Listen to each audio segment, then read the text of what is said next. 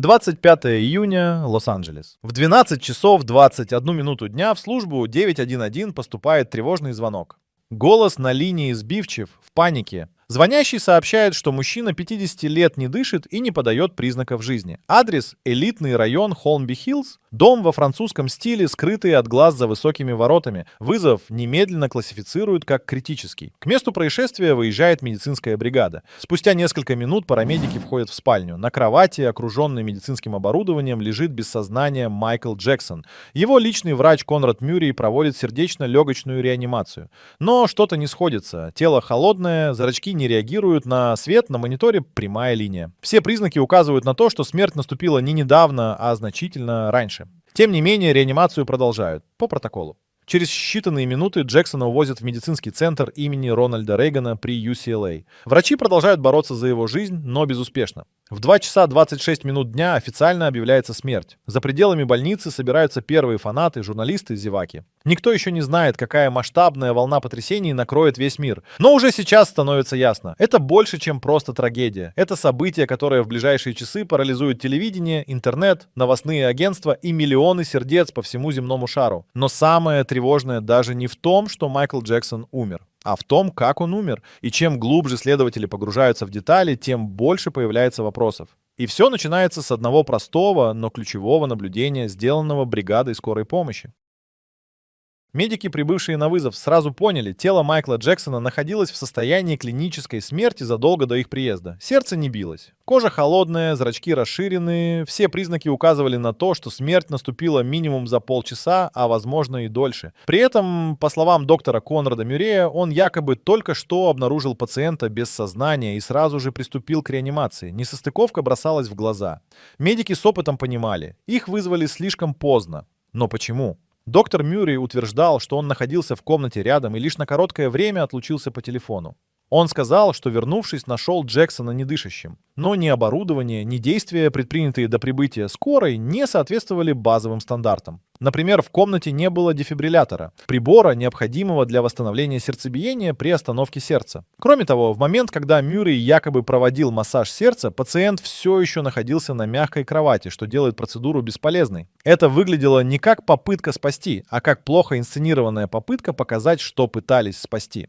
Бригаду насторожило и то, что Мюррей путался в показаниях. Он то говорил, что нашел Майкла в 9:30, то, что в 11. Позже окажется, что с момента введения препарата до звонка в 911 прошло от 20 до 60 минут. Именно в этом временном промежутке и кроется первый ключ к трагедии. И пока врачи больницы пытались сохранить хоть какую-то надежду, в голове следователей уже формировалась гипотеза. Возможно, Джексон был обречен задолго до того, как кто-либо попытался его спасти. Но кто именно позволил этому случиться?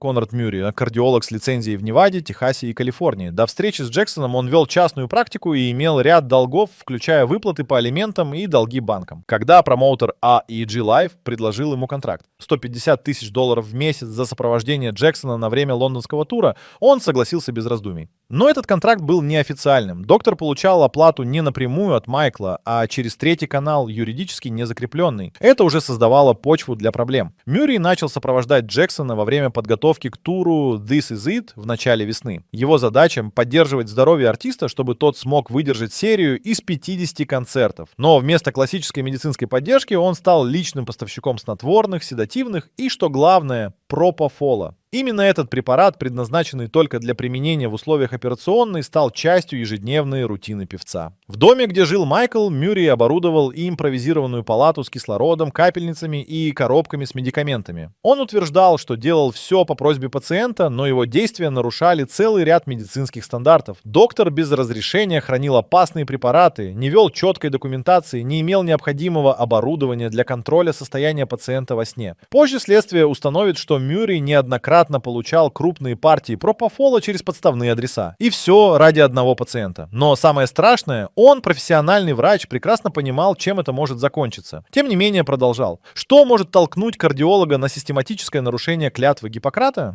Финансовое давление? Или страх потерять доступ к крупнейшему клиенту в его жизни? Возможно, все сразу. Но последствия были фатальны. Так Майкл называл пропофол. Препарат, который внешне похож на белую эмульсию. В обычной практике его используют анестезиологи в условиях больницы для введения пациентов в наркоз перед операциями. Вводится он внутривенно и требует постоянного контроля сердцебиения, дыхания, уровня кислорода. Это не снотворное, это мощнейшее средство, отключающее сознание. Его использование в домашних условиях категорически запрещено. Но для Майкла Джексона пропофол стал последней надеждой на сон. На протяжении последних лет он страдал от тяжелой бессонницы, вызванной стрессами, физическим истощением и долгими годами использования других препаратов. Необычные средства, ни седативные, не помогали. Только молоко могло его выключить временно. Сколько времени Майкл находился в зависимости от пропофола, точно неизвестно. Но по данным следствия, за последние недели до смерти он получал его практически каждую ночь. Иногда в сочетании с другими средствами, такими как лоразепом и мидазолом. Такая комбинация представляла прямую угрозу жизни. Однако Мюррей продолжал. В своей защите он заявлял, что пытался отучить пациента, снижая дозировку. Но эта стратегия не сопровождалась контролем или медицинской поддержкой. Проблема в том, что у пропофола нет антидота противоядия. Если дыхание останавливается, счет идет на секунды. Только немедленная вентиляция легких и поддержка сердца может спасти. Но в спальне, где Джексон получал препарат, не было ничего из необходимого оборудования. Он засыпал в надежде, что проснется. Но однажды все пошло иначе. Сколько раз до этого он засыпал и просыпался? И почему именно в ту ночь цепь привычных действий привела к необратимому? 24 июня Майкл репетировал в Staples-Center до позднего вечера. На видеозаписях он выглядел энергичным, улыбался, танцевал, но внутри все было иначе. По словам свидетелей, он жаловался на истощение, неуверенность, тревогу. Он переживал, что не справится, что подведет. По возвращении домой он снова не мог заснуть. Около часа ночи Конрад Мюррей начал подготовку к привычной процедуре. Сначала он ввел Джексону 2 седатива – лоразепом и мидазолом. Затем, по его словам, сделал попытку не использовать пропофол.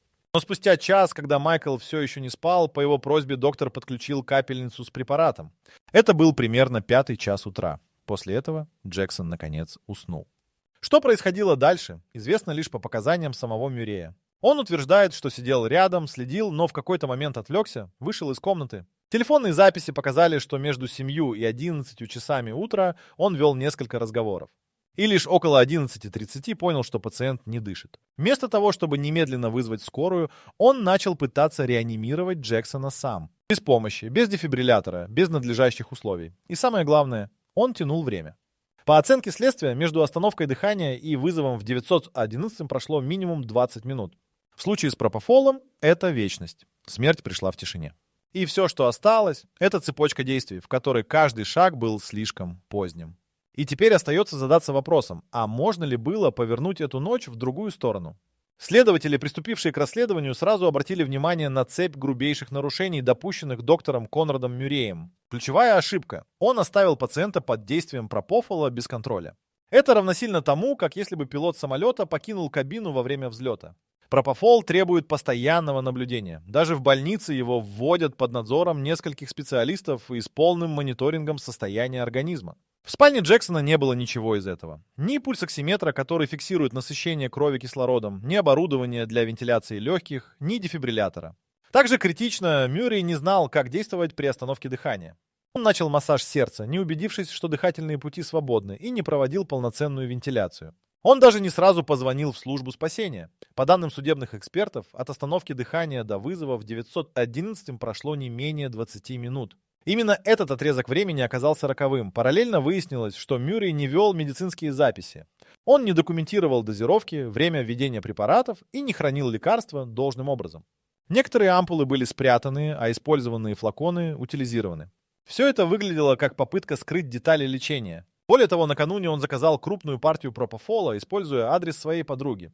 Это говорило о том, что поставки были не только регулярными, но и заведомо тайными. Все эти факты сложились в картину систематической халатности. Суд позже охарактеризует действия Мюррея как поведение, несовместимое с медицинской практикой. Но даже этот набор нарушений – лишь часть общей картины. Потому что то, что произошло после смерти Майкла, показало, мир был к этому абсолютно не готов. Когда смерть Джексона была подтверждена, информация начала просачиваться в медиа буквально в течение часа. Первым новость опубликовал сайт TMZ, ориентированный на жизнь знаменитостей. Это произошло быстрее, чем полиция смогла уведомить семью. Спустя считанные минуты о смерти узнали крупные издания Los Angeles Times, Associated Press, CNN. Соцсети начали разрываться. В течение нескольких часов нагрузка на глобальные интернет-сервисы достигла рекордных значений. В Google фиксировались сбои, страницы Википедии не загружались, Twitter падал под наплывом сообщений. Люди по всему миру отказывались верить. Сначала это воспринималось как очередной слух. Майкл Джексон и раньше становился героем фальшивых сообщений о гибели. Но по мере подтверждения информации наступал коллективный шок. На улицах Нью-Йорка, Парижа, Токио и Лондона люди собирались стихийно, приносили цветы, включали музыку Джексона прямо на тротуарах. Фанаты плакали у здания UCLA, где он умер. Полиция усиливала охрану вокруг госпиталя и особняка в Холмби-Хиллз, чтобы избежать паники и давки. Для многих это стало моментом, который невозможно забыть. Похожим на день, когда умерла принцесса Диана или произошли теракты 11 сентября. Это была не просто новость о смерти артиста, это было окончание эпохи. Символ ушел. И в этот самый момент, когда весь мир скорбел, в той самой спальне, где он умер, начинала работать следственная группа. Они искали объяснения и вскоре нашли ключевые улики, которые объяснили многое. Особенно то, что происходило с его телом за последние недели жизни. Вскрытие тела Майкла Джексона проводилось в бюро судмедэкспертизы Лос-Анджелеса. Заключение было однозначным: смерть наступила от острой интоксикации пропофолом в сочетании с бензодиазепинами. В крови были обнаружены высокие уровни лоразепама, мидазолама, диазепама и лидокаина. Все это препараты, действующие на центральную нервную систему, угнетающие дыхание и пульс. В таких дозировках они смертельно опасны при одновременном применении. Пропофол, в свою очередь, сам по себе способен вызвать остановку дыхания всего за несколько минут, особенно без контроля дыхательных функций. На теле артиста не было следов насилия. Медики отметили, что физическое состояние певца на момент смерти соответствовало возрасту. Несмотря на слухи, он не был истощен. Масса тела около 103 фунтов, нормальный уровень мышц. Было подтверждено наличие витилиго, кожного заболевания, вызывающего потерю пигментации. Это развенчало десятилетние спекуляции о его смене расы. Также зафиксированы следы инъекций на теле, особенно в области рук. Это соответствовало рассказам о регулярных капельницах с снотворными. Дополнительное внимание вызвал тот факт, что перед смертью Джексон не ел. Желудок был практически пуст. Последний прием пищи предположительно произошел накануне вечером. Также эксперты обнаружили следы хронической бессонницы и признаков стресса. Все это в совокупности показывало, насколько истощен был его организм, и физически, и психологически. Однако прямой причиной смерти оставалось одно – смертельная комбинация препаратов, введенная в домашних условиях, без надзора и без разрешения. Документ вскрытия стал главным доказательством в уголовном деле. Но помимо научных фактов, он вскрыл и другую сторону – безысходность.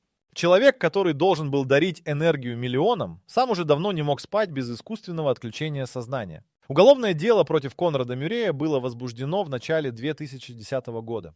Ему предъявили обвинение в непредумышленном убийстве. Прокуроры утверждали, что он проявил преступную халатность, предоставляя опасный препарат вне больничных условий, не имея ни лицензии на его применение, ни необходимого оборудования. Суд проходил в Лос-Анджелесе и транслировался в прямом эфире. За процессом следили миллионы зрителей по всему миру. На суде выяснились новые детали. Записи с камер наблюдения, телефонные звонки, свидетельства работников дома – все указывало на то, что в момент, когда Майкл умирал, Мюррей разговаривал по телефону. Прокуратура акцентировала, даже если бы доктор вызвал скорую сразу, у певца был бы шанс. А вот защита настаивала, что Джексон сам просил о препаратах, что он зависел от них, а Мюррей лишь пытался ему помочь. Это объяснение не сработало. Присяжные сочли его действия недопустимыми для врача. В ноябре 2011 года Мюррей был признан виновным. Его приговорили к 4 годам тюремного заключения, из которых он отсидел 2. После освобождения он дал ряд интервью, пытаясь оправдать свои действия. Но общественное мнение уже давно сформировалось. Он стал символом системной ошибки. Врача, поставившего интересы клиента выше медицинской этики. Лицензии во всех 3 штатах были у него отозваны. Однако многие задавались вопросом, а один ли он виноват? Был целый круг лиц, которые знали, в каком состоянии находился Джексон. Были промоутеры, помощники, охрана, юристы. И все они молчали. Суд вынес приговор одному человеку. Но следствие ясно дало понять, трагедия не была случайной. Это был финал цепочки давления, страха и безысходности. Но как далеко уходят корни этой цепи? К концу 2000-х годов Майкл Джексон находился на грани. Его финансовое положение было катастрофическим. Сотни миллионов долларов долга, неудачные сделки, судебные издержки, закрытие Неверленда. Он жил в арендуемом доме, полностью зависим от решений Ag Life, компании, организовавшей серию концертов This Is It. Сначала планировалось 10 шоу в Лондоне, но спрос был настолько высоким, что количество концертов выросло до 50. Джексон не выступал более 10 лет. Для фанатов это был шанс снова увидеть короля поп-музыки. Для него самого попытка вернуться. Но репетиции показывали, он был измотан. По словам участников проекта, он с трудом передвигался, иногда забывал слова, не выходил на сцены репетиций. Врачи концерта выражали беспокойство, но руководители проекта требовали продолжать. Режиссер тура Кенни Ортега даже написал письмо организаторам, где прямо заявил: артист не готов. Он просил привлечь психолога и предоставить отдых. Ответом стало требование сосредоточиться на репетициях. В этом же письме он отмечал, что Джексон выглядел дезориентированным, говорил о страхах, не ел. Все это происходило за считанные дни до его смерти. Чтобы функционировать, Майклу требовалась медикаментозная поддержка. Постоянно. Он не мог спать, не мог восстановиться, не чувствовал себя в безопасности. Мюррей стал тем, кто должен был держать его в форме. Но реальность была противоположной. Он не восстанавливался, он выгорал. This Is It должен был стать великим возвращением. Он стал прощанием.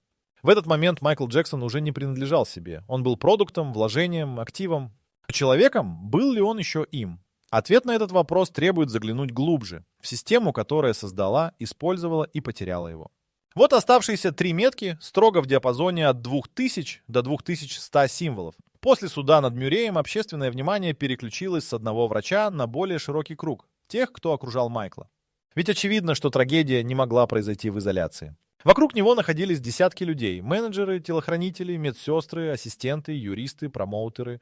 Они видели его состояние, знали о зависимости от препаратов, понимали, что он физически не справляется с нагрузкой. Но никто не остановил процесс. Все ждали, что тур состоится, ведь на кону были сотни миллионов долларов. Компанию AIG Life критиковали за давление на Джексона. По словам бывших сотрудников, внутри проекта царила атмосфера спешки и страха. Когда режиссер тура предупреждал о критическом состоянии артиста, ему отвечали: не вмешивайся, продолжай работу. Финансовые интересы ставились выше заботы о здоровье. Вскоре стало известно, что контракт с доктором Мюрреем был заключен не напрямую с артистом, а именно с AIG, хоть и через третьи лица. Это создавало этически сомнительную ситуацию. Компания нанимала врача, который должен был лечить человека, но по сути обслуживал интересы бизнеса. Суд позже признал, что AIG не несет прямую ответственность, поскольку Майкл сам выбрал Мюррея. Но моральный вопрос остался открытым. Когда человек не в состоянии принимать здравые решения, разве можно считать его выбор по-настоящему свободным?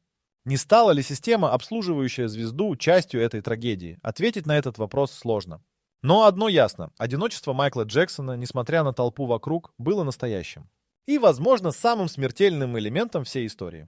Когда вокруг тебя сотни людей, и ни один не готов сказать «хватит», это и есть катастрофа. А вина-то она не всегда помещается в приговоре суда. Почти сразу после смерти Майкла Джексона начали появляться теории, которые ставили под сомнение официальную версию. Кто-то утверждал, что он инсценировал смерть, чтобы исчезнуть из-под давления общества. Другие предполагали, что его убрали намеренно, за долги, за контракты, за владение ценными музыкальными активами. Были даже те, кто считал, что смерть – часть глобального заговора индустрии развлечений. Эти теории быстро распространялись в интернете, собирая миллионы просмотров. Однако ни одна из них не была подтверждена фактами. Видео, на котором якобы видно, как он покидает скорую, оказалось постановкой. Документы об угрозах от мафии не имели источников. Версия о музыкальной мафии, желавшей заполучить права на каталог Beatles, в котором Джексон действительно владел долей, также не получила подтверждения. Хотя сам факт владения активами был реальным, следователи не нашли никаких признаков насильственного вмешательства. Важно понимать, конспирологические теории появляются именно там, где правда слишком проста, но слишком трагична. Гораздо легче поверить, что за гибелью великого артиста стояла сила больше, чем один врач и одна капельница. Но это не отменяет очевидного. Следствие нашло медицинские ошибки, системные просчеты, человеческую беспомощность. И в этом, как ни странно, больше ужаса, чем в любой теории заговора. Тем не менее, обсуждения продолжаются до сих пор. Кто-то не может принять, что человек такого масштаба мог умереть от такой банальной причины. Кто-то просто ищет ответы, которых больше нет. Конспирология удобна. Она предлагает смысл там, где его нет. Но правда тише. И именно она чаще всего оказывается самой страшной. Смерть Майкла Джексона — это не только конец жизни одного человека. Это зеркало, в котором отразилась индустрия. Он был гением, артистом, который изменил музыку, танец, видео, сцену. Он ломал барьеры, объединял поколения, продавал миллионы копий. Но все это имело цену. Он потерял детство, покой, контроль над своей жизнью и в конечном итоге свою жизнь. В погоне за идеалом он оказался в ловушке. Сначала отцовских амбиций, потом контрактов, потом ожиданий публики. Он пытался построить собственный мир, где будет чувствовать себя в безопасности. Неверленд. Он искал любовь в признании миллионов. Он боролся за нормальный сон с помощью химии. И все это было не капризом. Это была отчаянная попытка выжить в системе, которая кормит талантом, а потом требует еще. Он был слишком большим, чтобы быть просто человеком. Но в конечном итоге он им и остался. Со страхами, слабостями, болью. Оказался в окружении тех, кто видел в нем бренд, а не живого человека. После его смерти продажи альбомов выросли, интерес к творчеству возрос, он снова стал легендой. Но это посмертное признание пришло слишком поздно. Когда он был жив, ему не верили, осуждали, высмеивали. И только теперь многие осознали масштаб потери. Цена гениальности часто оказывается выше, чем кто-либо готов платить. А Майкл заплатил ее сполна. Он оставил после себя музыку, танец, стиль, культуру. Главное напоминание. Даже самые яркие звезды нуждаются в защите, понимании и праве быть уязвимыми. Иначе они сгорают. Тихо, без крика. Просто однажды перестают дышать. Как это произошло 25 июня.